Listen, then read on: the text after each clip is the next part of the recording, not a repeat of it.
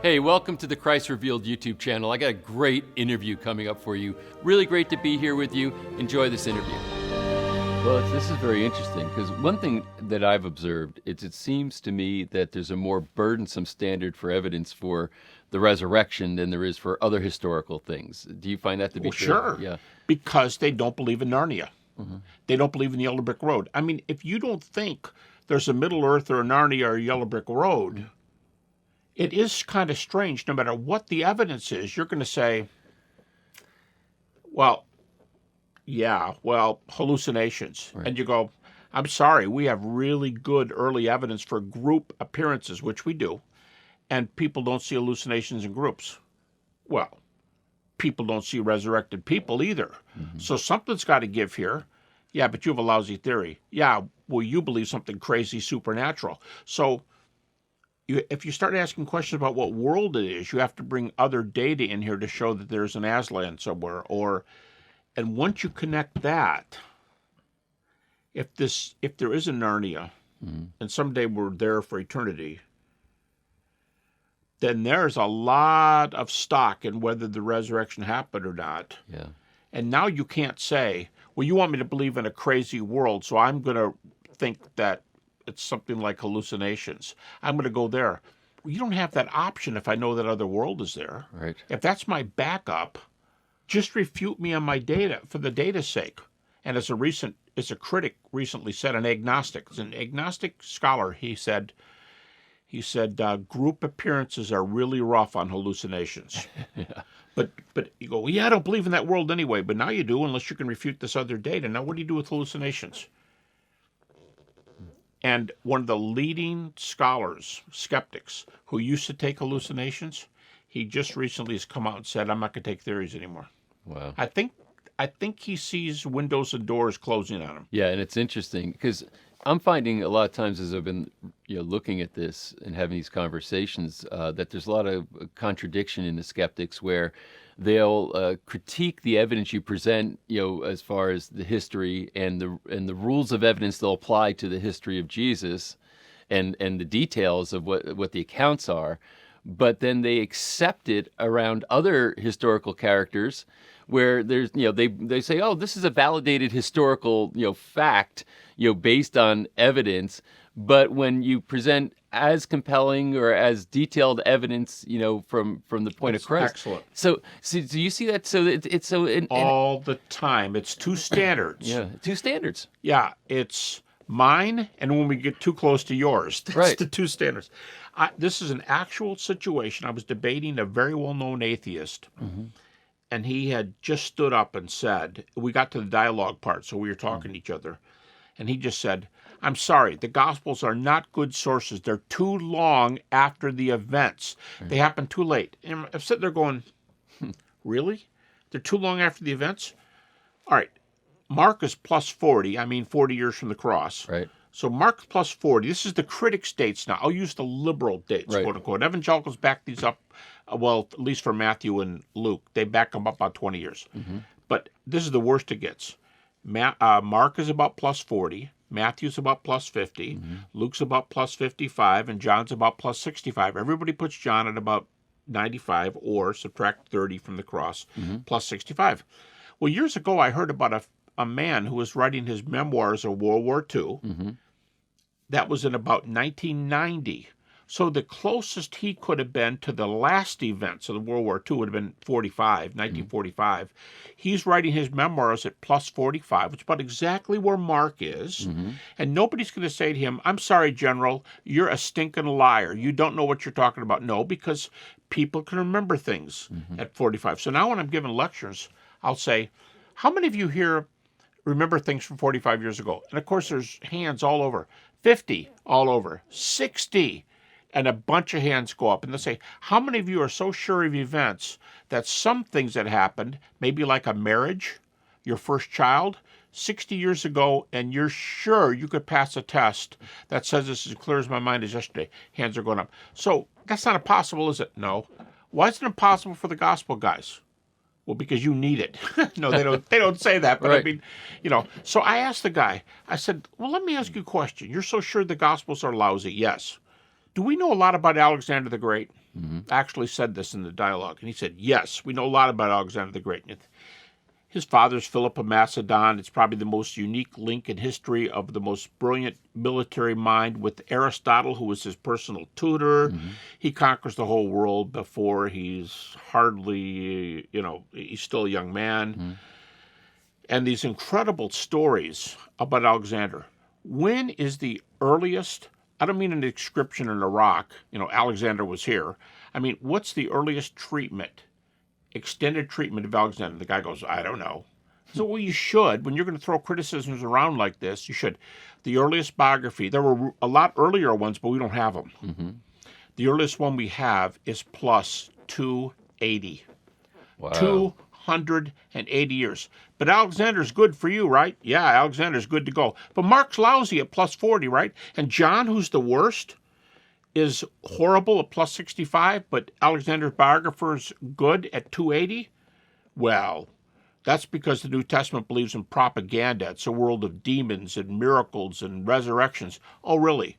Well, it's a good thing these Alexander books are good history books, because Plutarch, who may have the best-known life of Alexander, the book starts like this.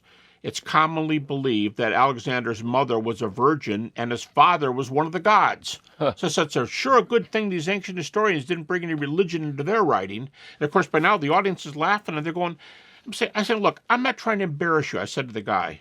I actually got to be friends with him that weekend. And I said, I'm not trying to embarrass you. I'm just saying you're playing with two decks, and one of them, or two sets of dice, and one of them's loaded. I mean, you're not giving Christians a fair shot, and you're coming back with, well, they believed in the supernatural. Well, so did Alexander and everybody at that time. In fact, there's almost no Greco-Roman historians who don't incorporate the supernatural into their histories. Almost none. So play the game by the rules.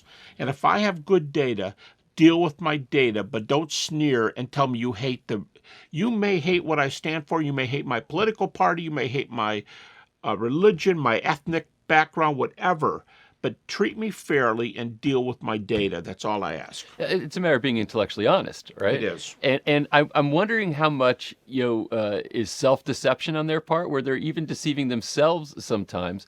But when you look at the other characters from history, even at a similar time to Jesus, and what is generally accepted as evidence to validate that this history is accurate, you can't say that's better evidence than what the Bible presents, or what evidence exists for Jesus inside and outside the Bible. And again, they'll go, well, that's because your books are propaganda. My books are history. And I'll say, okay, well, I'll tell you what. You read Suetonius, 12 Caesars. He wrote he's writing about 120 AD. So he's writing less than 100 years after Jesus. And it's called the 12 Caesars, and in the table of contents, for several of the better-known ones, Julius Caesar, Caesar Augustus, it says, Julius Caesar, later deified. Alexander, later deified, because they were emperor worshippers. Right. So don't tell me you can wade in there and do you might be a secularist. You might be a secularist Roman who doesn't believe in the gods. But just look at what Suetonius wrote, and Jews were exempted because people knew they were weird and they'll rebel, and let them believe in their God. But most other people around the empire had to worship. In fact, one early writer, writing about the same time as Suetonius, he would try to make Christians recant by denying their belief in the deity of Christ and worshiping a representation or avowing their faith in a Roman emperor. It was... You can't say Christians are religious and nobody else is. Right. It's just keep your hate speech to yourself, if you want to say it in politically correct terms, but answer my data. And if you can get them to say, well, I just don't like where you're going, I think you're prejudiced, that's fine. Tell me my views are right, and you're just not going to be as prejudiced as I am. You could, I'm sure, do better than I can on some certain things, but we're not talking about me and how prejudiced I am. We're talking about whether my data are right or wrong. Refute it or do something, but don't tell me you walk away from it because you hate it, because now it's your emotions that's guiding your history. And this is what's interesting, because our characterization for Christ revealed is those three pieces. We say it's the history, which is basically it's just the factual history of what occurred, the evidence, what evidence exists to support it, And then there's the inspiration. So now, based on this, emerges this inspiration for all these people worldwide all these years later. So what happens is, I think, and tell me if I'm reading this right, you've really painstakingly said, all right, here's the history and the evidence. Now, you can decide if you want to have the inspiration that goes with it or not, but it's really hard to invalidate the history and the evidence. Yeah, and theoretically, you could step in there and you could say, yeah, you're really off on this and that, and the Roman emperors didn't really do this, and this is really what happened at the history of that time. And I'm not going to follow you in your politics, or I'm not going to follow you in your faith stuff. But if they want to do data, that's, of course I will take it in bits and pieces. If you're going to respond to my data first, and you say, but I'm not going to believe the fundamentalist stuff that Jesus was the Son of God. Or hey, just answer my data. Right. And if he can't get around it, because I'm saying right now I got a lot of arrows, and I've got some things I want him to check out. Right. I'll say later, now just tell me something.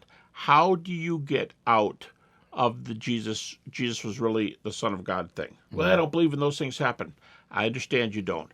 But how do you refute this? Let me line up some more data for you. So I introduce more data. And they'd probably resent the getting closer and closer, and you knowing this field maybe a little better than they do, and sometimes they just walk away. Yeah. I had one guy stop a dialogue and say, I'm not talking anymore.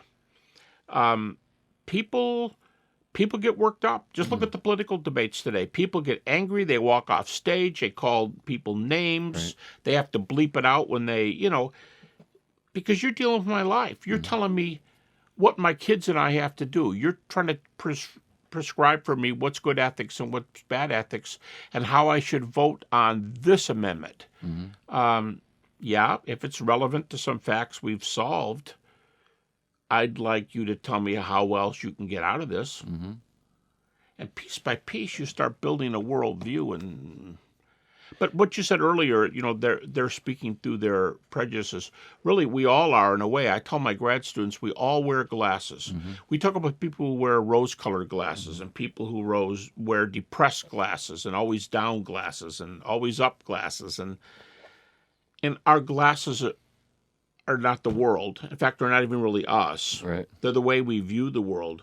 But we have to be ever so careful that we don't let our glasses prescribe the kind of universe that's there. I mean, maybe for you, if you wear rose-colored glasses, the yellow brick road might be the rose brick road. Right. I mean, we do really color the world we live in. That's it for this particular interview. Thanks for joining me. Really excited to take this ongoing journey with you as we keep bringing more content. If you haven't already, you really should subscribe to this channel. There's a lot of phenomenal content coming down the road into the future that you'll want to know about. Leave a comment down here. I think people would love to hear from you, and then you can hear from them too. If you liked it, go ahead and give a like. It only takes half a second, and share this with people that you care about. The world needs more light in it right now. So thanks for being with me. Hope to connect with you again soon.